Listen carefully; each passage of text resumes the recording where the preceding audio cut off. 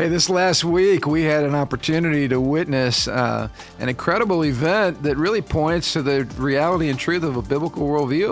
It was the total eclipse, and I'm afraid in many parts of the body of Christ we got distracted by prophetic end-time enthusiasm and completely missed the larger message there. So we want to talk a little bit about that in our podcast. But then we're going to get into the dark side of Ishtar. Well, I guess both sides of Ishtar are dark, but this is the side that I was made aware of through reading Jonathan Cahn's book. It's the understanding that Ishtar's goal is to blend the genders. Wow, have you ever heard of that happening in the American culture today? So we're going to talk a little bit about that. And then if you've been watching girls' sports, especially the NCAA women's tournament, this was an incredible opportunity to keep the momentum of college women's basketball and women's sports in general at the forefront. And unfortunately, there was a massive ball that was dropped that really feeds into this whole worship of Ishtar. We're going to talk about that this week in this podcast. You're not going to want to miss it. It's as contemporary as can possibly be. So I hope you would enjoy it.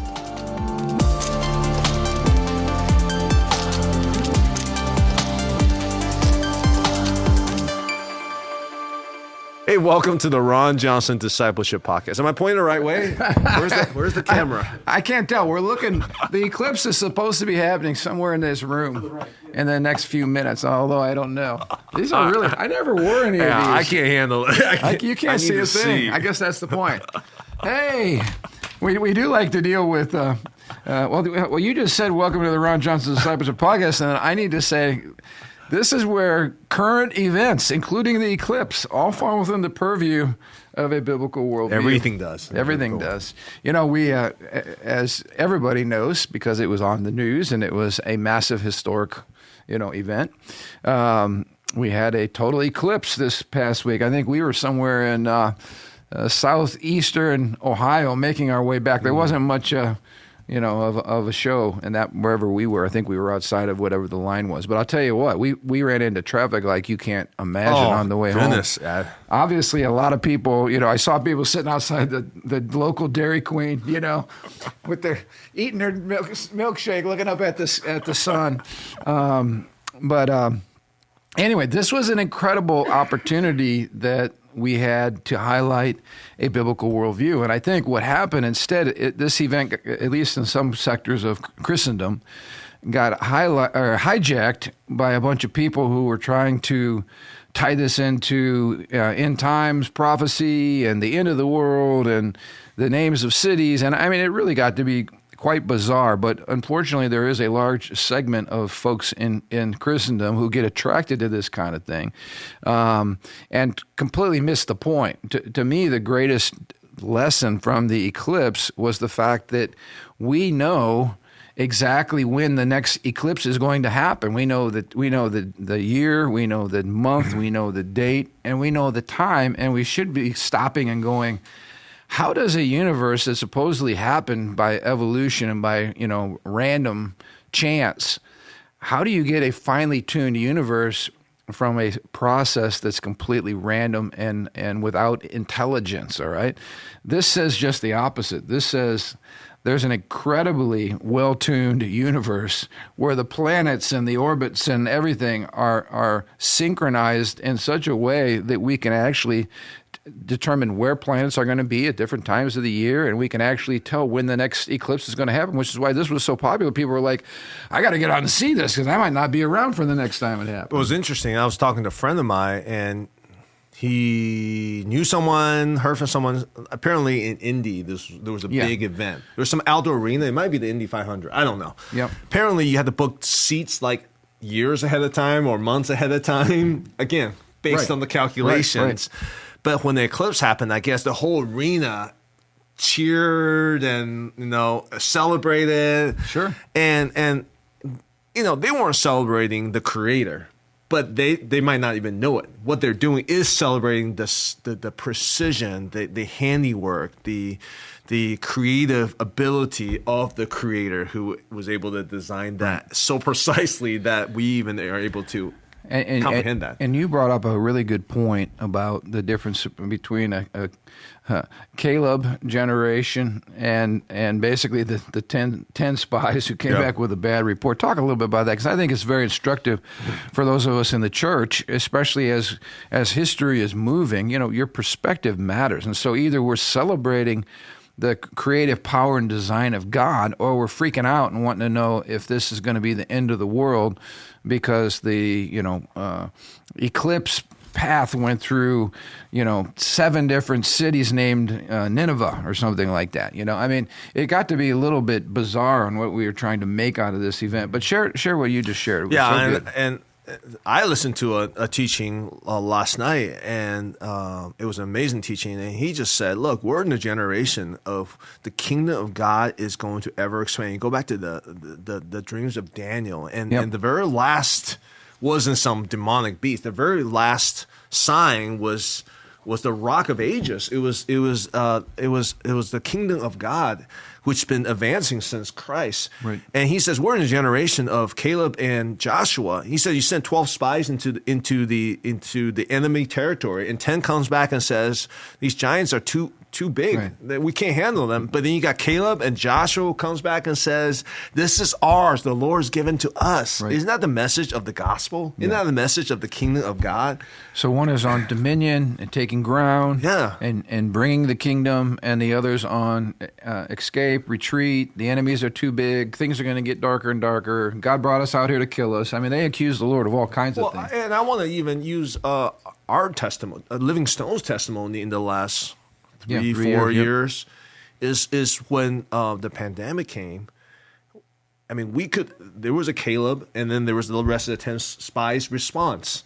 Yep. And our response, I think, was more like Caleb, you know?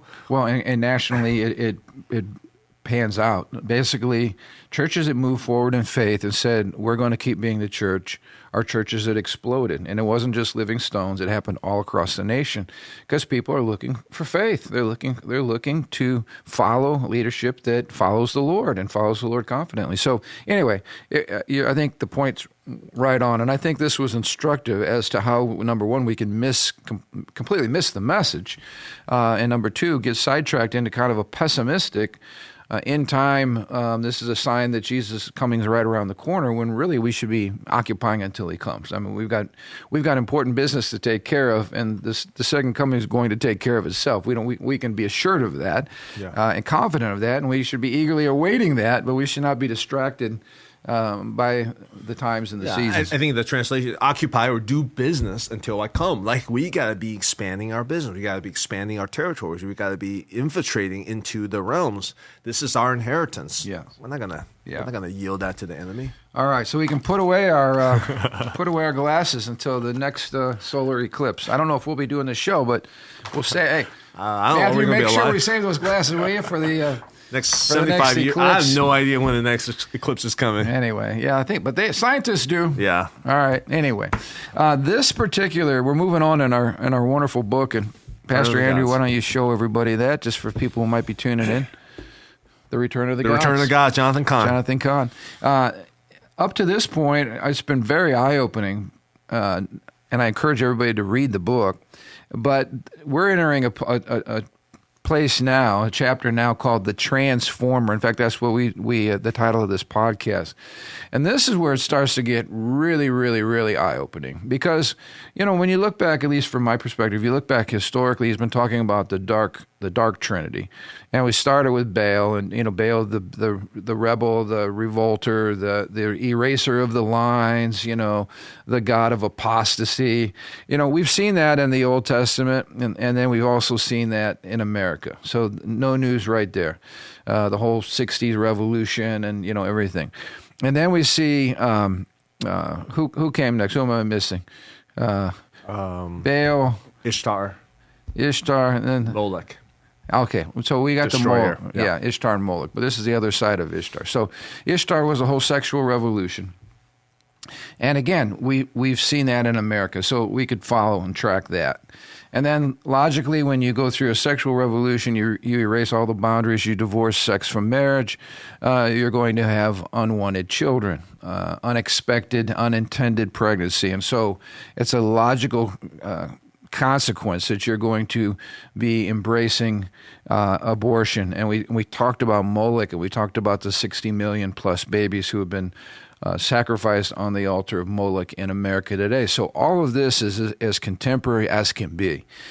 But we witnessed in recent years, this incredible transgender move. We went from homosexuality, lesbianism, to actually transgenderism, the belief that it is actually healthy and normal for a child who is maybe biologically male to want to be a female, that is okay, and that we should actually try to somehow encourage that to happen. This is mind-boggling, and I always thought, okay, this is the Earth has never seen anything this bizarre before, or this twisted, or this perverted before. We've never seen this. But as Jonathan Cahn points out, this is still old news, because this is the other side of Ishtar. Mm-hmm. On the one side is all of the sexuality of femininity, true femininity, but then there's also a mixture, and he brings out the other side of Ishtar. He said Ishtar was a sorceress. She was known for her powers to alter people's affections, passions, thoughts, and at times their very essence. If the sexual revolution was the first of her renewed works, this would be her second. The second, though, connected to the first, would open up a different realm. It would alter human desire, human identity, and human nature itself. This is exactly what we're seeing in the modern transgender movement. And so he makes the tie and the link between the planet Venus, which was known, she was known to be associated with Venus. Venus is known as the morning star, but she was also, we're talking about Ishtar, she was also the evening star. And he says this was a clue to her nature, which was duality. She would inhabit the two ends and polar opposites of the spectrum. So on the one hand, she was the goddess of love and beauty and allurement and female sexuality. But on the other hand, she embodied and personified ferocity, aggressiveness, violence, battle, war, and destruction, characteristics that are typically associated with masculinity. He points out that historically she was shown as a naked woman in jewels, the goddess of sexuality, but on the other hand, she was pictured as an armored fighter, a symbol of war. So she was in one entity the embodiment of both male and female. So this is interesting. So you have a sex goddess who does not just identify with traditional female characteristics, but also is very violent, aggressive, and pictured again as a warlike creature. And so we're going to get into this in the podcasts to come. But man, talk about a jumping off place. Look at Hollywood, and look at the action movie heroines and these super women who are really it's a blend of sexuality. I think of Wonder Woman, right, with her outfit that was very form fitting, shall we say. And at the same time, she's throwing around men, and she's full of violence and war, and she's whipping on everybody. There have been a spate of movies that are exactly that genre, and we're going to talk about the roots of all this. Where does all this come from? And he goes back historically. I thought this was incredibly interesting, all the way back to some Mesopotamian tablets that record the goddess Ishtar of saying these things. Quote, "When I sit in the alehouse," we talked about how the taverns and alcohol and prostitution tended to go hand in glove. She said, "When I sit in the alehouse, I am a woman, and I am an exuberant young man." So at the same time, she's a woman and an exuberant young man. Another ancient writing records her saying this, "Though I am a woman, I am a noble young man." And so here's the operative words in these statements are, I am a woman, I am a man. Well, which one are you? That's the point. She's both. I am a woman and I am a man. And so we have this joining of the masculine and feminine in one being. And it was her nature, he says here, to cross lines, to transgress boundaries, to break conventions, to blur distinctions, talking about blurring distinctions between what is male and female, and to merge opposites, to confuse and to invert. She was the goddess of transmutation and metamorphosis. An ancient Sumerian hymn reveals her power. It was to turn a man into a woman and a woman into a man, to change one into the other.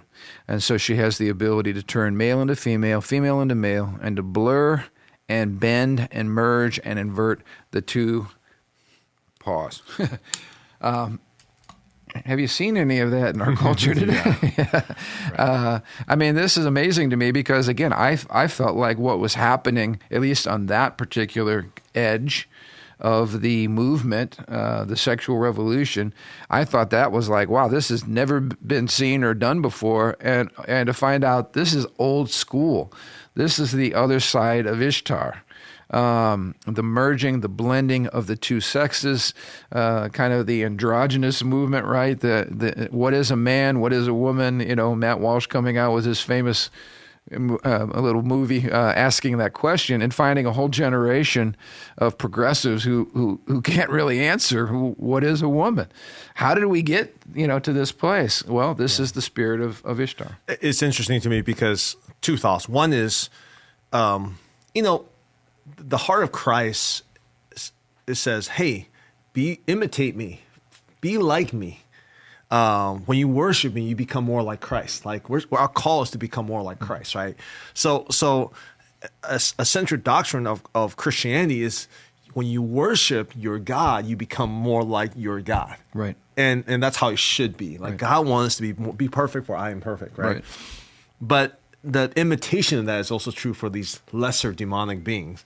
Is they also long to be worshipped. And what does that mean? Is when you worship them, you become more like them. Yeah. So it just seems like Baal wants you to become more like Baal. Molech wants you to become more like Molech when you worship him. Ishtar wants you to become more like Ishtar. Yep. Both physically, emotionally, and spiritually to become more like them. And this is the embodiment of them saying, hey, worship me and become more like me. Right. Right. But to the she talks about how Ishtar was the sorceress, putting spells on people. And again, this is not much of Western culture in terms of let's go to the witch doctor and have him cast a spell on Pastor Andrew. But these were real things, and the demonic power to cause somebody to have desires to want to be the opposite, gender. These are real things. So you hear people today say, "Well, I just feel like I have to be authentic. I have to be my real self." Well, what if your real self is being deceived? What if there's a demonic deception behind what's really happening?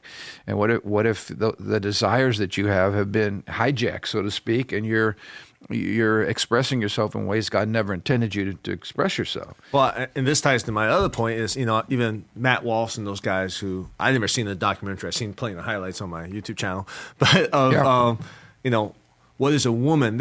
There's a crew of people who are trying to confront this issue scientifically, rationally, logically, right? But it doesn't make a dent. Or it makes a dent to some people. Right. Like for instance, you could highlight there are 100, probably more than that, biological genetic differences between men and women, right, that you can't change. Everything from the shape of our hips, our reproductive organs, our arms. our testosterone versus estrogen, your DNA. I just thought X chromosome Y. You learn that in grade school. So this is follow the science. This is the science. But to the believers, it won't make a dent, because I think Matt Walsh and those guys, and I don't know those guys, seems like they're not realizing that fundamentally this is a religious and a spiritual issue. Oh, you're right. They're using things like logic. Yeah. They're using things like biology, science, and that people who are deceived and are simply following their own personal desires could care less about the science at that point. No, they are practicing faith. Yeah. They are practicing faith, and they are believers. They are zealots and prophets and apostles of this religion. They are the modern day disciples of Ishtar, and the only thing is they just don't know it. Yeah, and we're not labeling, like you say, we're not using those terms, but that explanation makes sense to me. Because you have testimonies of, you and I both heard testimony of young or people who are now trying to detransition. They can no longer detransition. They've destroyed themselves. Because there's tear-wrenching testimonies. Yeah. And again, it doesn't matter because it's a belief system. It's a worldview. It's a faith-based operating system. Yep.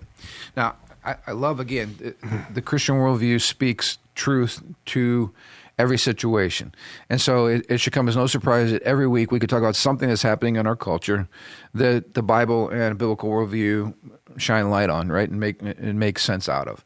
So here we have a situation. I don't know if you have been watching, but Caitlin Clark, the guard from the Iowa Hawkeyes girls basketball team, this year she just set the nation on fire. She said, I forget, something like 15 different NCAA records. The gal can shoot. I mean, she shoots the lights out. And when you see an athlete that comes along that's that good at her sport, everybody started watching. In fact, they were setting records. The girls' college basketball was setting records for viewership. And of course, it all culminated this last weekend when the South Carolina Gamecocks, who were undefeated, were facing the Iowa Hawkeyes, who last year knocked them out of winning a national championship. So, I mean, this was the ultimate show to watch, and people were watching it like crazy. And so this was the moment. In fact, everybody was championing girls' sports. Like before, people could care less, honestly, to watch girls' basketball because there just wasn't much to watch. Unless your daughter was playing, there wasn't much to watch. Well, this year, there were like 4 or 5 gals that were highly recruited, very talented, and to watch these gals battle and, to play basketball the way that they're playing basketball was actually entertaining. And so this was like the moment to ride the momentum on girls' sports. Mm-hmm. And Dawn Staley, who is a phenomenal athlete in her own right, I could go on reading the accolades from her. Not only as a player, she's an All-American, she's a gold medalist on the Olympic team, and now she's just been a phenomenal coach. I think her record over the last few years, if I had it in here, it's just crazy. I can't seem to find it right away. Maybe I'll get to it later. But the point is, no one's got anything bad to say about Dawn. She's an amazing representative for women's sports. But what happened was, the day before the big game, of course, one of the reporters asked her the question, what does she feel about biological males competing against women if they feel like they're a woman, And this was her answer. I'm of the opinion that if you're a woman, you should play. If you consider yourself a woman and you want to play sports or vice versa, you should be able to play. That's my opinion. Now, what's crazy is she's being currently sued by some atheist organization because whenever she gets interviewed, she gives glory to God and, she honors the Lord. And so this atheist organization is suing her for her outspoken, Christian faith, her stance. So she's getting run over on that side of the highway by the left. And then on this side, she abandons her Christian faith and she abandons women's sports because she basically says, hey, if a guy feels like he's a girl and he wants to play and compete, I welcome that. Now, we're seeing a whole bunch of the casualties, I guess, from that kind of silly position. We've got 6'5" guys playing on high school girls volleyball teams, and they're dominating when they couldn't even make the guys team. And girls are getting hurt and injured because of the difference just simply in biological size and strength. And so Dawn has a chance here to kind of shut the NCAA down because they still haven't addressed this issue, and to really champion women's sports. And instead, she caves and she says just the opposite. It says the number of people not okay with Staley's response lit up social media immediately. After all, this is a woman whose team is fueling one of the biggest sports storylines of the decade, and she chose this moment, this seismic shift in the popularity of female athletes, to throw her girls and girls everywhere under the bus. And so I'm just amazed, again, at that particular time. She's oblivious to what she just did. And as you said, I think it was Riley Gaines who commented on this. She says, Staley couldn't possibly agree with an agenda that would hurt her girls and drive the sport into extinction. Look, she said, I love and respect Dawn Staley. She's won 2 championships in 3 years at South Carolina. I think her record is 109-3, unbelievable, unprecedented. So clearly she's great at what she does, and she's developed many incredible athletes whom I admire. But this is what Riley Gaines said. But she's either proven to be entirely incompetent or a sellout. And this is the battle line. Either you actually believe this nonsense and you're incompetent, or you're feeling the incredible pressure to conform, knowing that the cancel culture is waiting to attack you. And now you're going to be, even though you're at the climax of your career, celebrating a national championship, undefeated season, something you should be celebrating, now you're going to be attacked by the left for simply stating the obvious. And I guess the reason we're bringing this up is, how do we get to this place? And I think that's what Jonathan Cahn's explaining. This is the work of Ishtar to blur the distinctions. And so this was interesting. The gal who wrote this article for the Washington Stand, it was herself a D1 girls athlete, a basketball player at Notre Dame. And she brings out the point that very often the coaches, and I know Dawn Staley does this, and probably a lot of other NCAA coaches, they bring in a group of guys to practice against, because they want to practice against quicker, stronger, more physically strong athletes to raise their game. And she makes a statement. At that point, she was on a team that was the number 2 team in the nation, and they would play against, these were not D1 basketball players. This was a group of pickup guys who play basketball, but they weren't D1. And that they would routinely be beaten by these guys. And so Riley Gaines, and that's not because the girls are not good basketball players, it's because they're a women's basketball team. They have been wired differently, they're built differently, they're not guys, they're not as strong as guys, they're not built like guys, they're not created to be a guy. And so you're going to see a difference in what they can and they cannot do. So Riley Gaines makes another great point here. She says what would be a real good eye-opener is to, at the end of the tournament, we know that the UConn Huskies beat Purdue. What we should do then, if it's genders don't matter, and if we can just remove the distinctions and put guys and girls on the same court, we should have the UConn Huskies boys basketball team play the South Carolina Gamecocks girls basketball team to see who really won the national championship. And, of course, we know what the outcome of that would be every time that would happen. And so her point is, and I'll end with this. She says, deep down, Staley has to understand the anguish her answer has caused. In 30 seconds, she did more to damage women's basketball than her 30-year career ever did to advance it. And maybe one day she'll regret those words, but it'll be too late, because if there was ever a time to harness the country's enthusiasm and turn it into a rallying cry for girls' sports, it was now. So I just say a big amen. Not only the loss of credibility in her witness as a Christian, she did an amazing job after winning the national championship on that big platform, giving glory to God, talking about how God can take a tough situation and turn it around.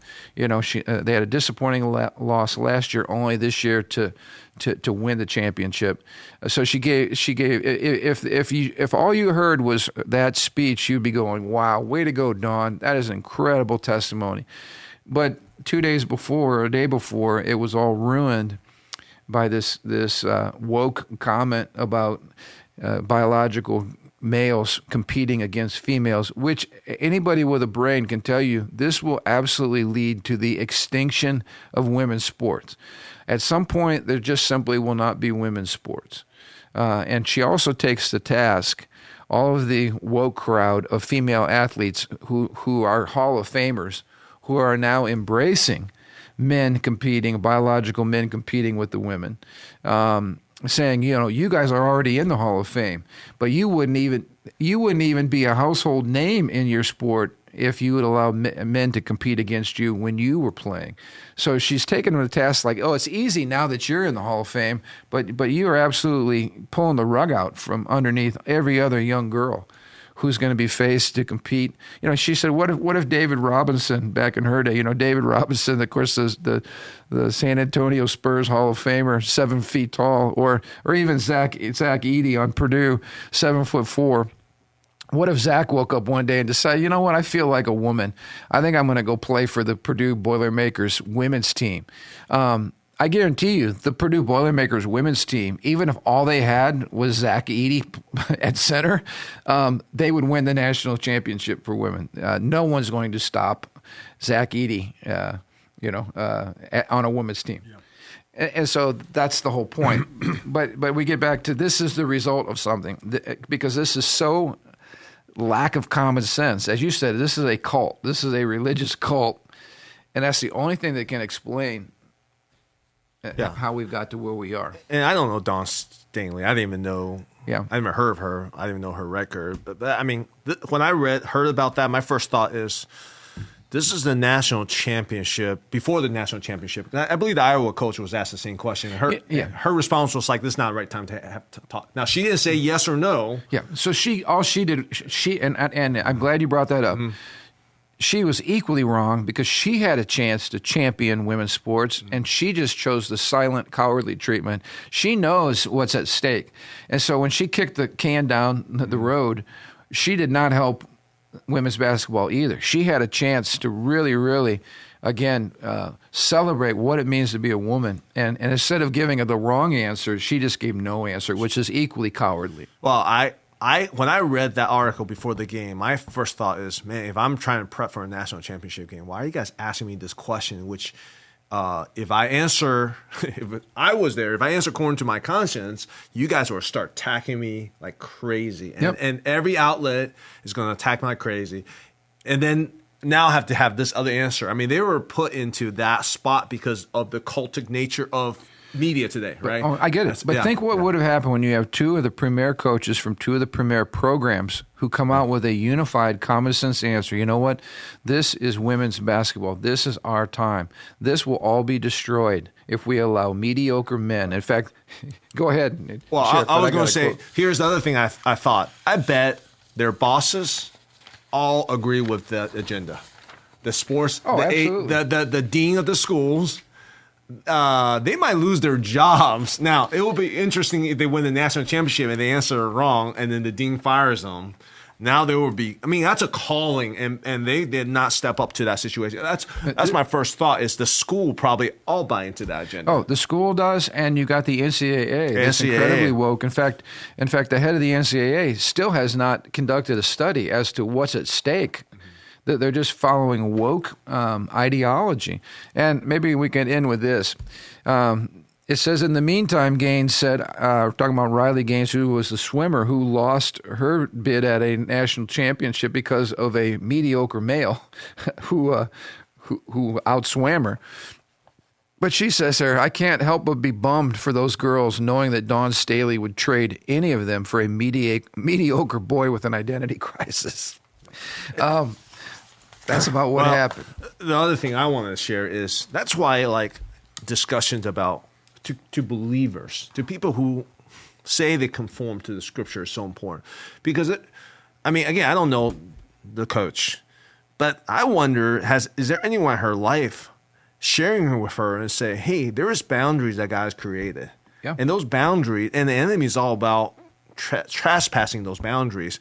Even our discussion about this, there is many, you and I are talking, there are probably a lot of Christians out there who think this issue is about tolerance, about loving your neighbors. Compassion and whatnot, because no one's helped them connect the dots and say, hey, this is so much more underlying. There's a historical context and references. This is the picture of what that actually looks like. And so many people are just have not thought that way, been trained, they've never been pastored, they've never heard teaching that way. I mean, I don't know. Maybe she's had all that. I don't know. But I just know so many people who has never connected those dots. And if you just watch media, if you're surrounded by your certain circle of friends, they have never been able to connect the dots on what the scripture actually says about no, you're gender right, and because we sex. don't talk about these issues generally from the pulpit because they're controversial.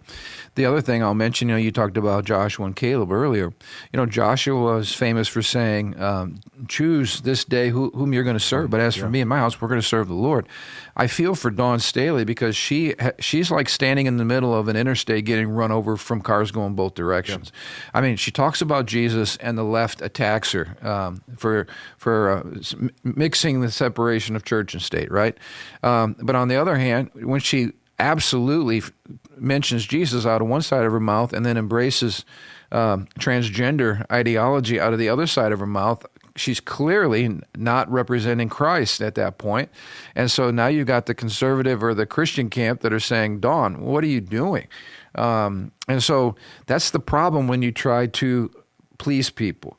You have to choose a side, and it's better to get run over from cars coming one direction than to stand in the middle of the superhighway and get hit from both sides. And I feel badly for Dawn because that's exactly what's happening to her right now. She needs to stand for Christ, and if she does, that means stand completely with Christ, even in the face of a lot of these modern day ideologies that are destroying people's lives, and in this case, are destroying women's sports altogether. So, but boy, what a great podcast today to kind of connect those dots and explain how we got here from a spiritual warfare, worldview perspective.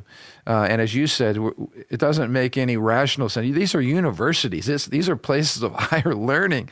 This should not be a hard issue, and yet it is because of false ideology and peer pressure and love of money, wanting to keep my job, wanting to protect my reputation, wanting to be on the right side of history. It's amazing how stupid people will become when truth is no longer the determining factor. But here we are. So, hey, we got something coming on next week, don't we? Yes, and I want to model for everybody. This is what it looks like to wear eclipse glasses when you're in a room with no eclipse. You're walking around in the dark trying to figure out what life's all about. Take off the glasses and read your Bible, and you can see. Yeah. Now, all right, yes, our producer, wonderful Matt McKay, has told us that next week is something very, very special. Yeah. And we need to get our act together. We need to get our act together. We need to. Matt, get our act together. Yeah, we need to create a little margin. But next week is our 200th episode. Did you say 200? 200. Wow. That's a lot of podcasts. That's a lot of podcasts. I remember when we first started doing the Facebook Live. Remember those days in the foyer when COVID first started? And we did it out of just innovating because we couldn't meet in person, trying to figure out how do we stay connected. We had a hard time imagining 3 years from now. I mean, it's been quite a journey.